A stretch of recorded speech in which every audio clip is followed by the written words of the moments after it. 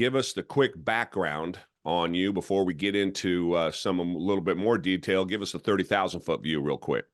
All right, real quick. I'm a son of a homicide sergeant from Miami-Dade County. I grew up, with a single mom, real good hard charger, kept me involved in sports, athletics. So, after college, trying to find my way, what am I going to do? Was it going to be military? And then I ended up working retail theft, catching shoplifters at a big department store. And then I got recruited by a police department in Boynton Beach, Florida. And then I signed on as a cop there and did my 20 years as a police officer. And that's where I learned a lot about my own journey of gaining weight, stress, PTSD, and so forth.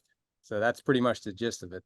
And born and raised down in southern Florida, if I'm not mistaken, correct? Actually, yes, sir. I was born in Key West. My dad was actually in the service then, so I was born over there at that Navy hospital. So I guess I'm a conch officially born. So Right, right.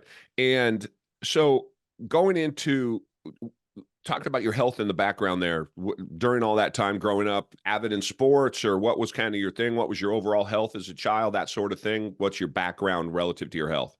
I grew up in the 70s. I pretty much look like my 10-year-old son does now. I'm sorry, my 11-year-old son. And then something happened to me in the 80s. Obviously now I know the high fructose corn syrup was introduced into our diets and, you know, breakfast cereals and that whole path. So I pretty much ate the standard American diet all through the 80s.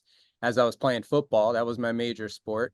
Played 13 years of it, played high school ball in Miami. So football was my life, and training and eating that way to gain weight as a lineman, trying to get over 200 pounds, because that's just the way the game was played back then. So my diet started going a lot heavy carbs, like everything else. Eat, gain weight, not knowing anything about meat and, all the benefits of that. So by the time I got out of college, 20 years old, about 24 years old, I was obese. I was about 30 pounds overweight. Even though I hit it well, I look back and it's tremendous. I can't believe how heavy I was looking back. Mm-hmm. Yeah, that's a lot of us are in that same boat. So you go into the academy, become a police officer, and give us an idea of your career. Then let's talk about that.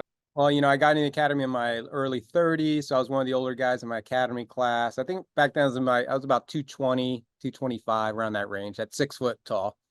So I mean, it wasn't all muscle. I had a little bit, I love handles, a belly, but I felt pretty good. And then throughout my career, I did everything from, obviously road patrol. That's how I usually start off, working night shift. And, that's when the eating schedule gets thrown off a little bit because hot calls come in and then you can't eat. And you start eating fast foods because you just need something to throw down. And then over the next 18 years, instead of 225, I'm over 250 pounds, and I know the stress of that job, the cortisol levels, blasting me every day, the stress of it. But unfortunately, in 2012, or fortunately, depending on how you look at it, I was in a shooting where I got shot by a bank robber after a car chase.